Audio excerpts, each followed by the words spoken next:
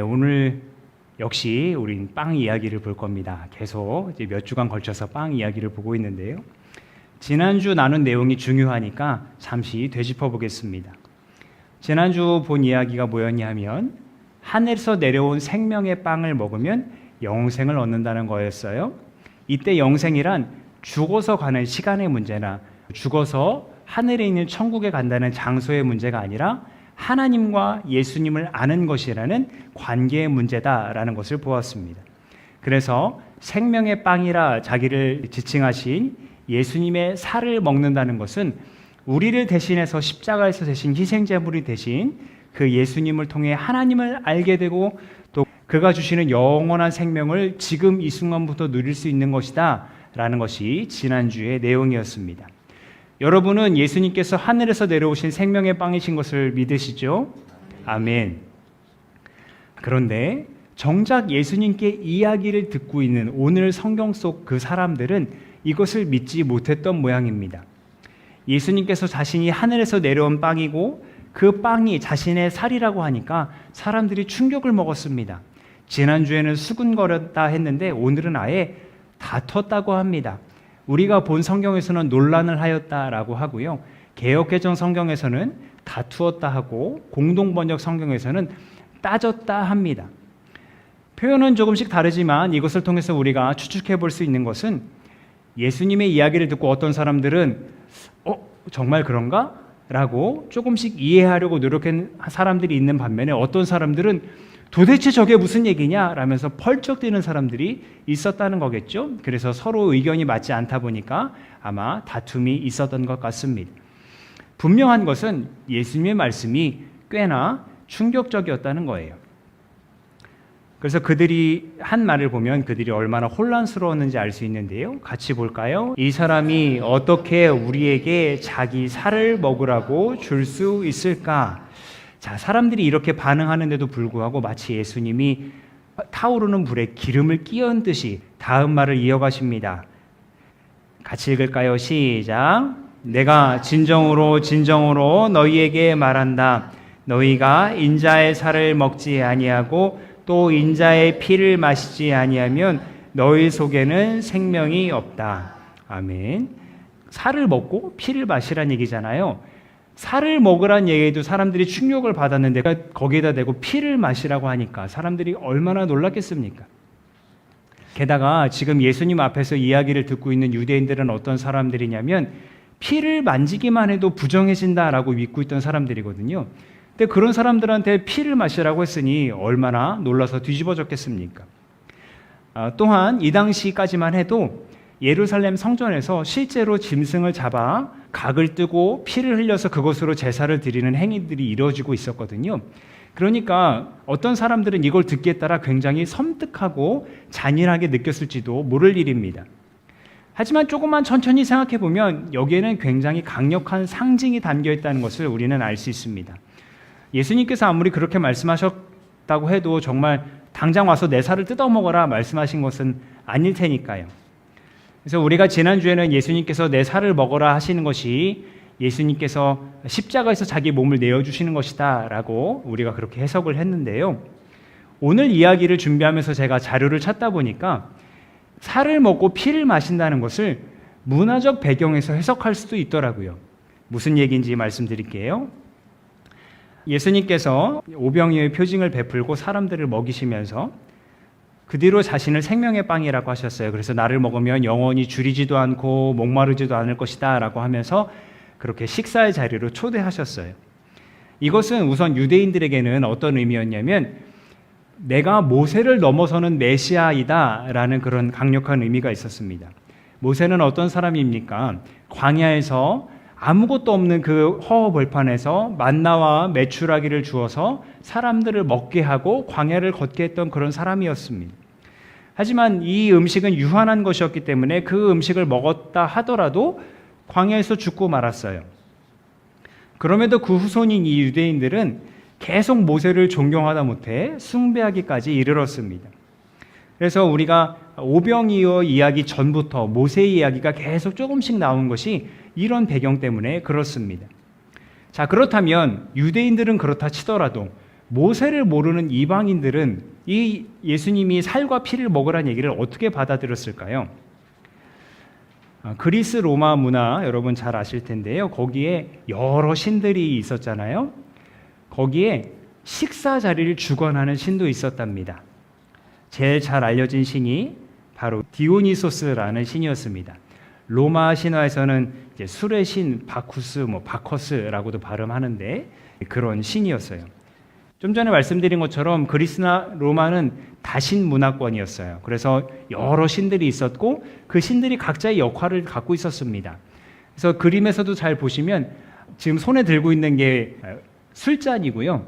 머리는 고급 파마를 한 것 같지만 실제로는 포도송이입니다. 왜냐하면 이 디오니시스가 포도주의 신, 포도의 신, 다산의 신 이런 여러 가지 의미를 갖고 있었기 때문이에요.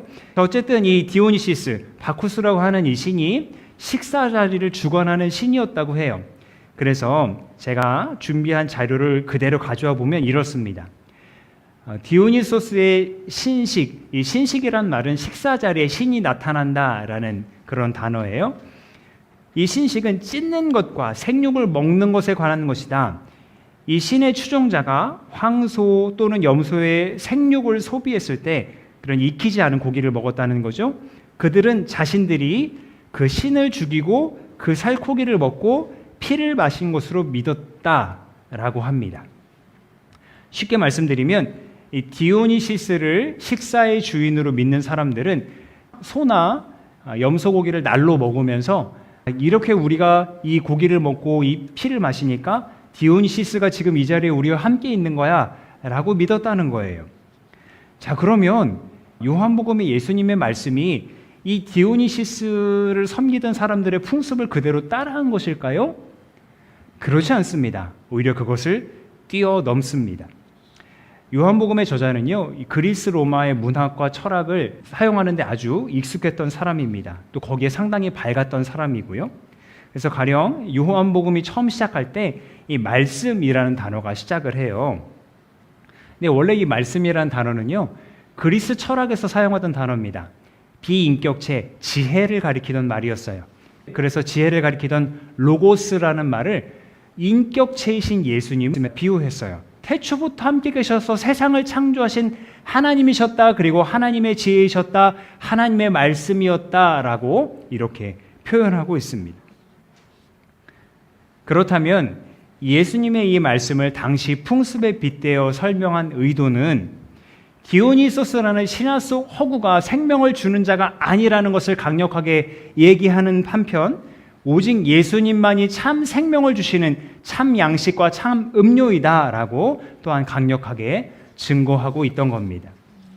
내 살은 참 양식이요 내 피는 참 음료이다. 내 살을 먹고 내 피를 마시는 사람은 내 안에 있고 나도 그 사람 안에 있다. 아멘. 특별히 예수님의 살을 참 양식으로 또 그의 피를 참 음료로 믿고 취하는 사람은 어디에 거한다 그래요? 예수님 안에 있다 그래요. 그리고 예수님도 그 살과 피를 취하는 사람 안에 있다고 합니다. 이것은 곧 관계에 대한 이야기예요. 그래서 우리가 지난주에 핵심적으로 본 말씀, 하나님을 알고 예수님을 아는 것이 영생이다, 곧 관계의 문제다라고 하는 것과 연결이 되는 것을 알 수 있습니다. 이쯤에서 우리는 이 요한복음의 첫 번째 독자였을, 요한복음을 제일 먼저 읽었을 요한의 공동체를 한번 생각해 보고자 합니다. 이 요한복음 저자는 이 요한의 공동체에게 왜 그토록 그리스의 신이 아닌 예수님만이 참 영생을 주는 분이라고 강조해야 했을까요? 또 예수님을 믿고 영원한 생명을 얻고 그가 마지막 날까지 지켜주실 것이라고, 그래서 그것을 위해서 그를 양식으로 먹어야 한다고, 그의 피를 마셔야 한다고 왜 이토록 강조해야 했을까요? 자료를 찾아보니까요, 요한 공동체는 예수님을 메시아로 믿었던 탓에 유대 사회에서 추방당했었답니다. 유대 사람들은 회당을 중심으로 생활했기 때문에 사실 회당의 모든 지금의 행정기관 역할을 다 했거든요. 근데 마을에서 쫓겨났다는 건 뭐냐면 그들이 어떤 법적 보호도 받지 못했다는 얘기가 됩니다. 그러면 유대 사회 밖에서는 그들이 인정받았을까요? 로마 황제가 아닌 예수님을 주님으로 인정하는 그들을 로마 사회가 인정해 줄 리 없습니다. 그러니까 여기에도 속하지 못하고 저기에도 속하지 못하고 외면받기만 하던 이 요한의 공동체가 의지할 곳은 뭐였겠어요?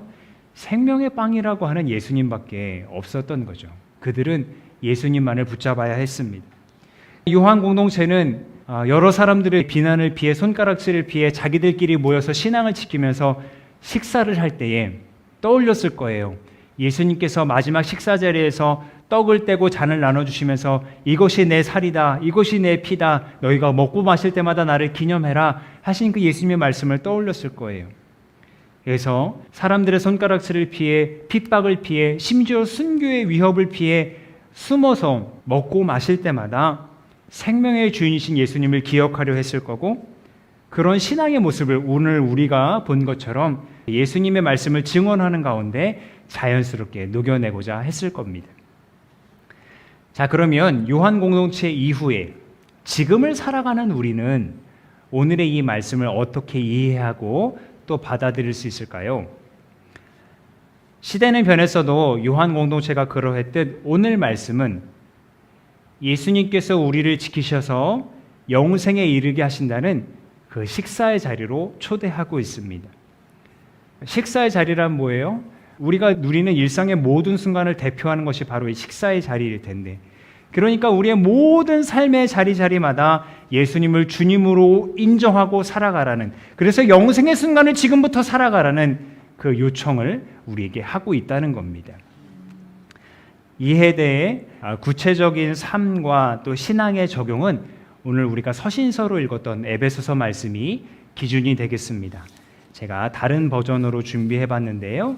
조금 깁니다만 우리 목소리 모아서 같이 읽겠습니다. 시작. 그러니 여러분의 발걸음을 살피십시오. 머리를 쓰십시오. 기회를 얻을 때마다 그 기회를 선용하십시오. 지금은 긴박한 때입니다. 생각 없이 경솔하게 살지 마십시오. 주님이 바라시는 것이 무엇인지를 깨달으십시오. 과음하지 마십시오. 과음은 여러분의 삶을 저속하게 만듭니다. 하나님의 영을 들이마시십시오. 벌컥벌컥 들이키십시오. 축배의 노래 대신 찬송을 부르십시오. 마음에서 우러난 노래를 그리스도께 불러드리십시오. 모든 일에 노래할 이유를 주신 하나님 아버지께 우리 주 예수 그리스도의 이름으로 찬양을 드리십시오. 아멘. 만나는 주었어도 영원한 생명을 주지 못한 모세가 아니라 신화 속 허구임에도 술의 신이라며 숭배를 했던 그런 디오니시스가 아니라 자신의 살과 피로 영원한 생명을 주시는 예수님만을 우리의 주님이라고 인정하고 고백하시면서 그렇게 예수님과 동행하면서 영생을 지금부터 살아가는 우리 모두가 될 수 있기를 간절히 소망합니다. 아멘. 기도하겠습니다.